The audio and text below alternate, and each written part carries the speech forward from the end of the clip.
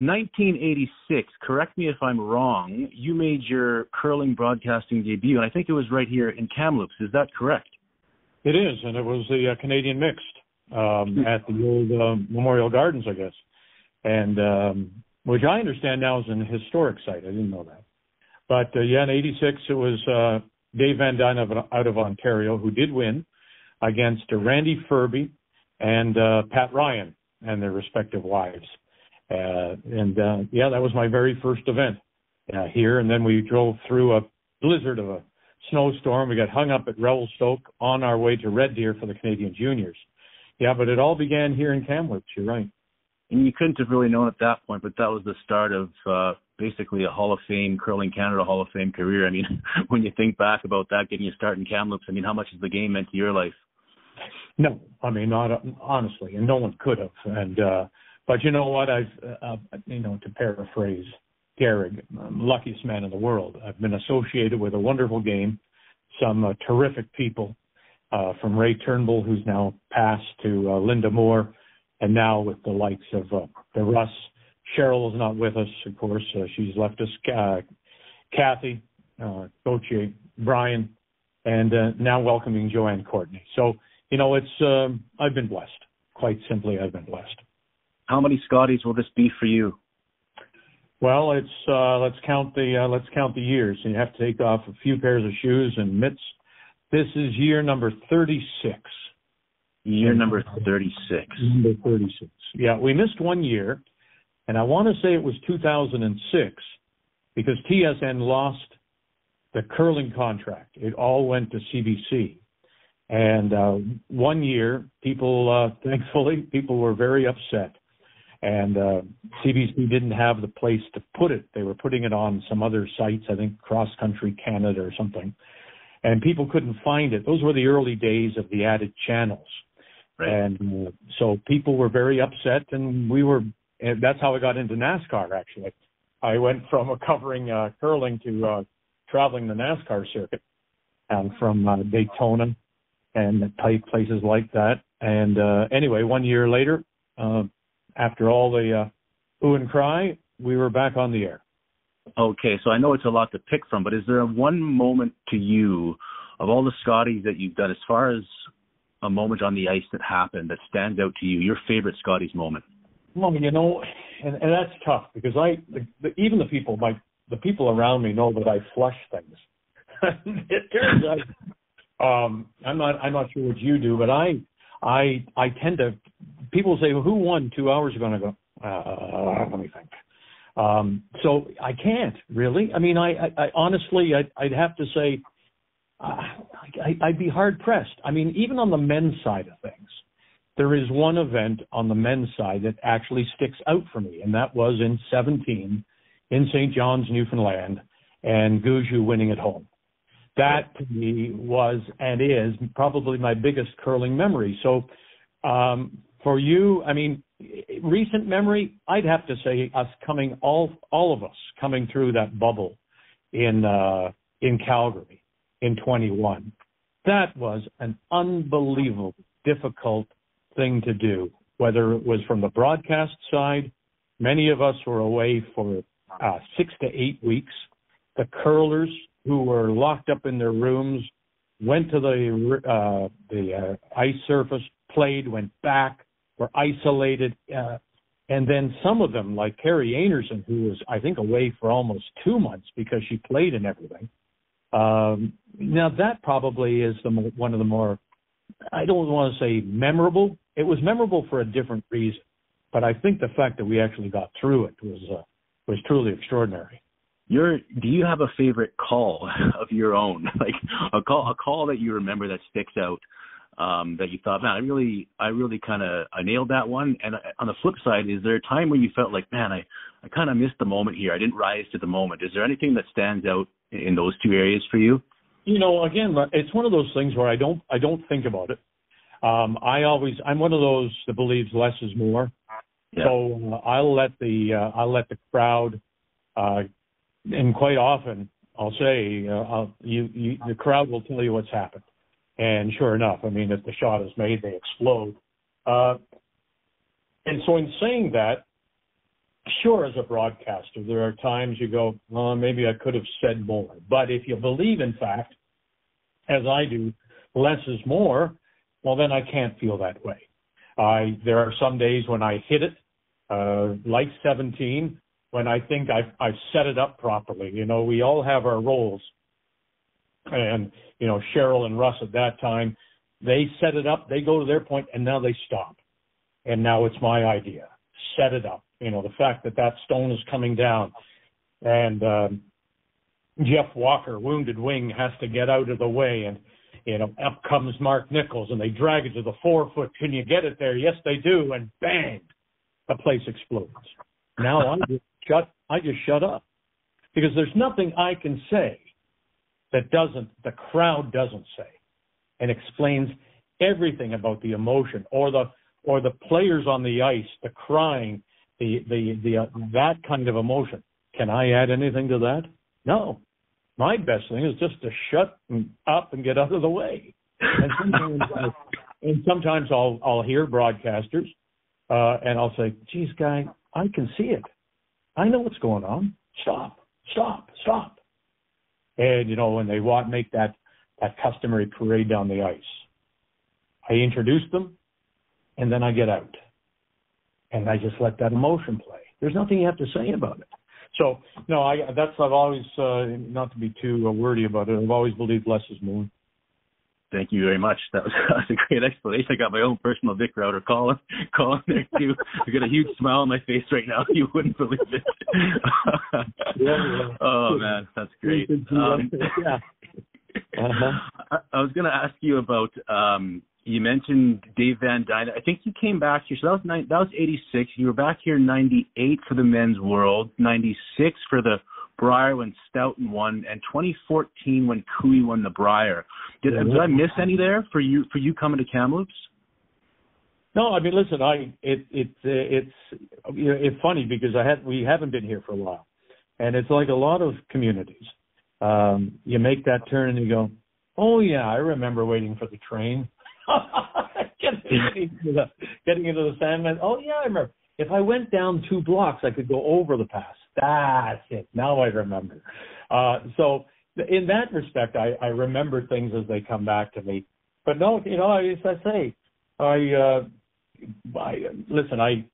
we went into that Memorial Gardens on that morning, on the Saturday morning, and it was just lightly snowing.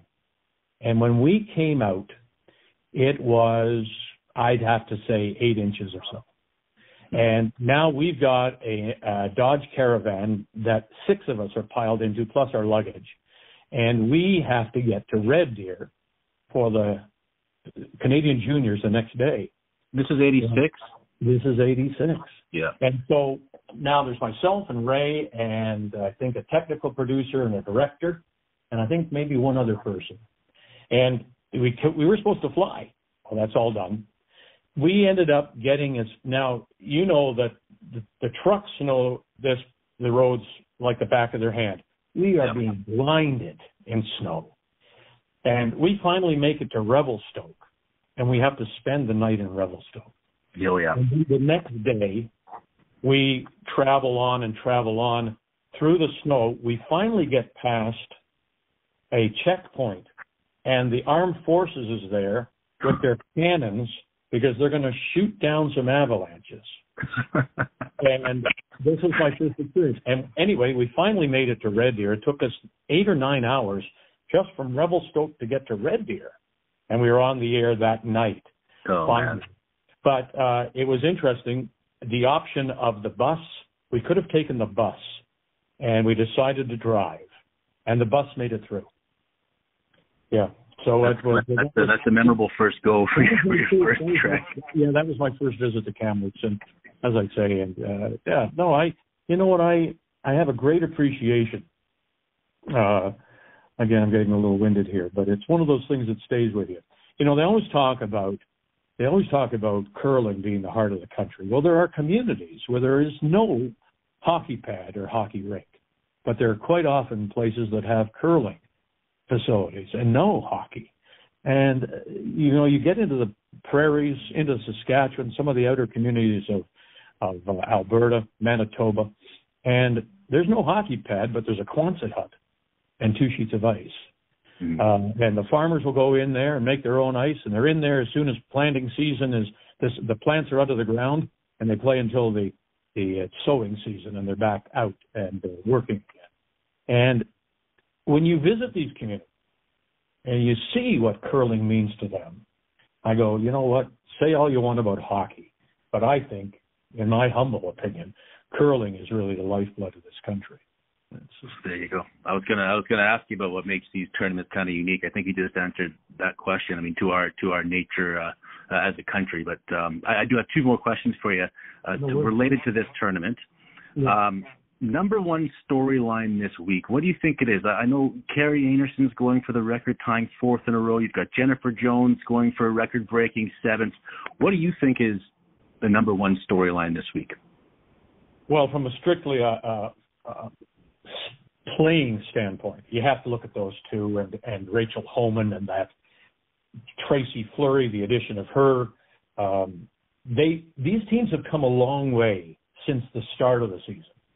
Carrie Einarson, you would think they'd be able to rest. They don't. They never do. They're always tweaking. They're always working, and they're raising the level of the game. And the Olympics has done that. The Olympics has really forced teams to get better. Jennifer Jones, who would have thought that she would come and nurture a team? And she is twice as old as the oldest player on that team. And that's not to talk about age, but that's just to say, and then as well, she wants to play mixed doubles with her husband. So the woman is totally involved, but for her to do it with that young team, and that young team also to buy in. Some people will have an ego and say, I don't care about Jennifer Jones, but they were all in, and it proved something. When I saw Rachel Homan and Tracy Fleury early in the season, I thought, no way. It's only because Fleury I didn't think fit the personality of the others, but she has. They've worked it out. So those are the stories on the ice. Then you get the Robin Silvernagles of the world, coming, a team that was thrown together, put together, last chance qualifier, gets through after all all the issues with her child and benefiting from the Sandra Schmerler Foundation on top of it, and going through and winning Saskatchewan. Mm-hmm. I mean, that's a wonderful story.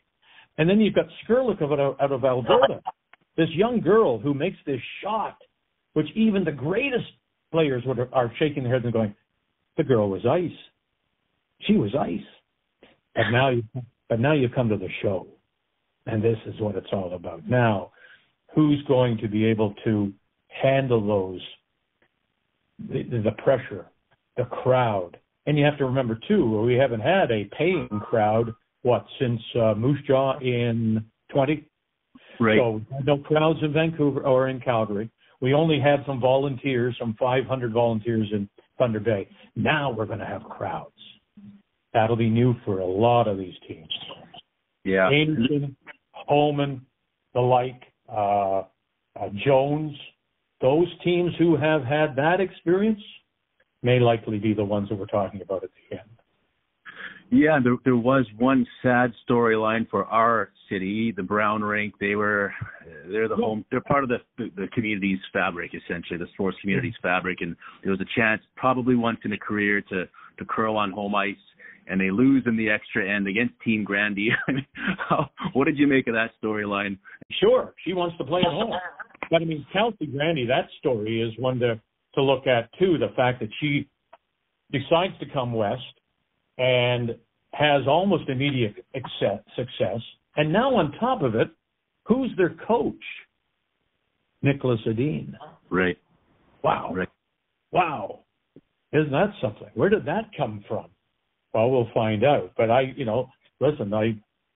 give it to her. I mean, the fact that it's interesting that Clancy was with Tracy Fleury for a while, has played in Ontario. Now, the rest of these girls are all young. I mean, they're all They're all making their debuts. They're all BC junior champions. Now, how will that translate when they get out the first time? Are their knees going to be knocking? Is that going to be thunder we're hearing, or is those knees knocking? Yeah. And whether you can, in fact, shut out the pressure of that moment. You want to be successful, but you know that old adage, you play one shot, one end at a time. The problem is this setup of 18 teams, groups of 9, with only 3 getting through, that's very difficult. Is Grandy going to have a tough time? Humble opinion, yes. Is she going to get through? Well, they better have the event of their life to get through. But that being said, I wouldn't have put a lot of money last year in Thunder Bay on Andrea Kelly out of New Brunswick, or even McCarville out of Northern Ontario. They had their best weeks. Now they're going to have to prove it again. But so Clan, it's not out of the question. It's not out of question, but it's going to be really tough for BC. Really is. Awesome. What were you wearing in 1986? How's the style changed? Well, you know, I can tell you, we all wore our black jackets then, because we all. Oh, that's right. We all wore the black jackets, and we had the TSN logo on the pocket. Yeah, very the little yellow logo there. Yes, it all looked like a neon, looked like a digital sign. I remember those. Yeah, we all wore the black jackets then, and I think probably wider pants. I'm thinking. Yeah, bell bottomish. Yeah, exactly. Yeah. Okay, well, I appreciate your time, Vic. Thanks very much. That was great. Marty, it's a pleasure, my friend. And if you come down to the rink, come and say hello, please. Love to meet you.